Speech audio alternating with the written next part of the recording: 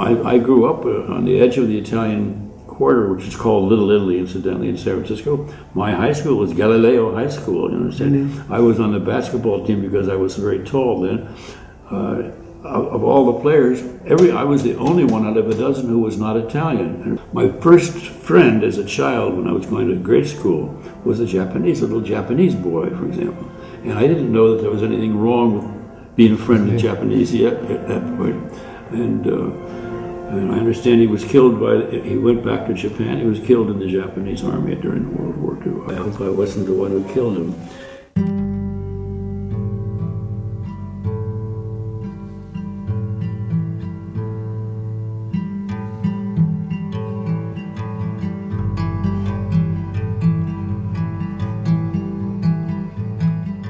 McCarthy was really a brute and a beast.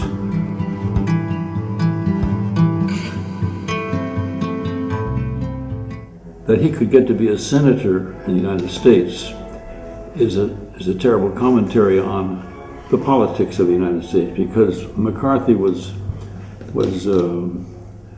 shall we say, he was a Berlusconi who couldn't read or write.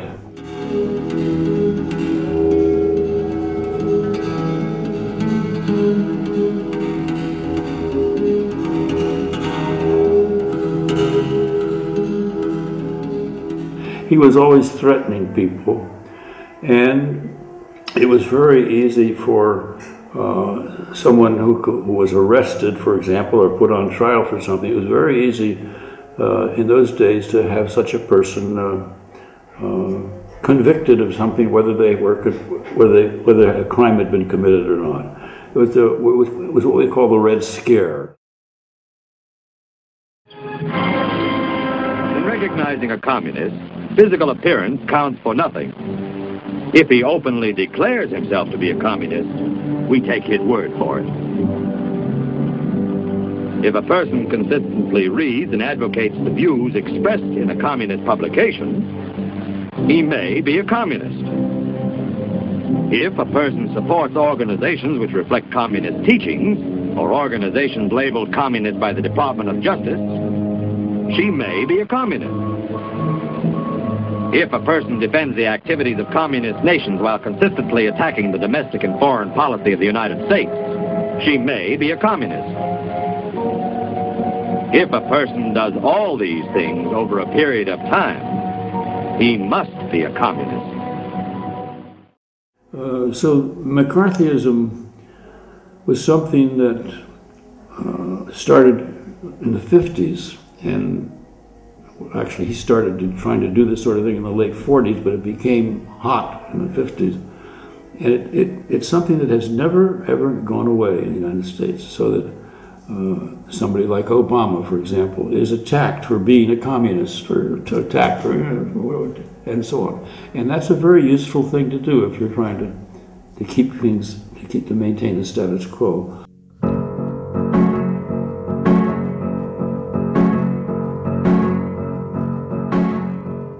The movement against the people who are working for a more socially, economically democratic society, which isn't to say communist, but socially more democratic society, they were condemned as though they were dangerous people, understand, as though they were bomb throwers and so on. And so on. And many, many, many of my friends, including 2 Catholic priests, were sent to prison because of their anti-war activities, you understand?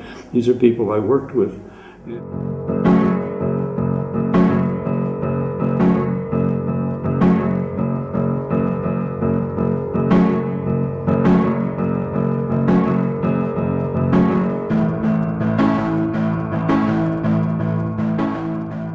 My son was involved with a group of young people in Seattle, Washington. I was teaching in New York at the time.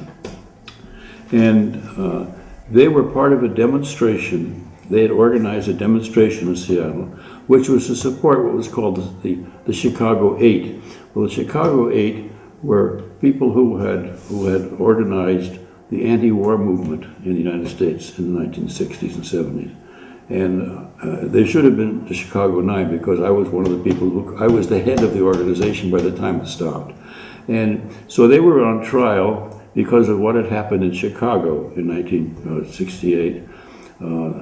And all of those people and so was I were involved in this protest, okay, because there was a Democratic presidential convention going on, and we were all very much against the war in Vietnam, which is 68 this was, and so on. And so many people were arrested for this and that and the other thing, and the leaders of the anti-war movement were arrested and charged with all kinds of criminality.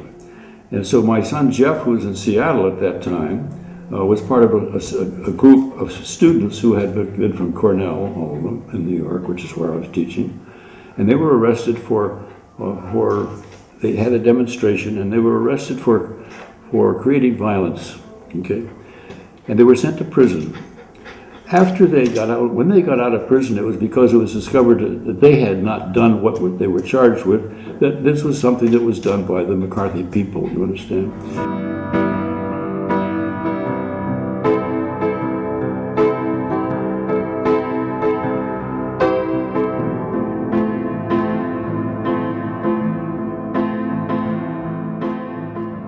That was an act of McCarthyism, even though McCarthy was no longer around in the Senate, and it was the whole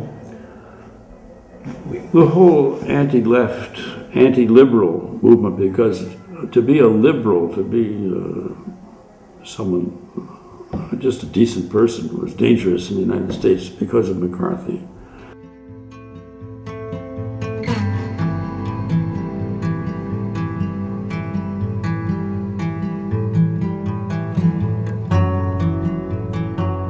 In my knowledge of presidents, Obama is the most intelligent of all of them and the most decent of all of them, okay? But he's also a centrist, okay? He's not left, he's not right. And he's also a very, very, very effective politician. And to be a politician means to compromise. You don't get elected to the Senate of the United States, which he did, unless you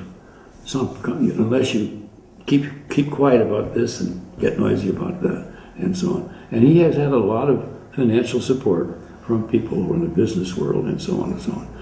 But he's I will say, when I send you this thing I just wrote about Obama, the center of what I wrote is, it's necessary for us in the United States to make another Roosevelt out of him. Because as I said to you earlier, Roosevelt was very closely tied to the Wall Street when he was elected president. And he was changed by a people's movement. Workers, but not only workers, everybody else joined in. And he became, and what they did was to bring out the decency in him. Now, as far as I'm concerned, and this is not just idealistic nonsense, as far as I'm concerned, every child who's born has in him or her the possibility of becoming a decent person and or a dangerous person. It depends upon the environment, the family environment, the social environment, and so on. Well, Obama is a unique person because he comes from so many different kinds of people, whether they're Asian or African or whatever the hell, and he's also, because of that, as a black person, he's had a very unique, almost unique black history, in the sense that his mother is quote white, and he was raised by his mother more than anyone else, and so on. So he's had this extraordinarily unique history for white or black person, and this has made him, in some sense or another, shall we say, more open-minded, but not radical. He's not radical, and he's the fact that he made his way into politics first by working for poor people in Chicago is a very good sign, okay? But the fact that he got into the Senate and the way he got into the Senate is a very worrisome one. Now, the people who got him into the presidency were several kinds of people. One of them was young people working for him because of the good side of him. But others were very rich people. Wall Street had a big thing to do with it. And my position, very strong position I'm taking now, is that whether Obama turns out to be a very bad president or a very good president is up to the people. It's not up to him.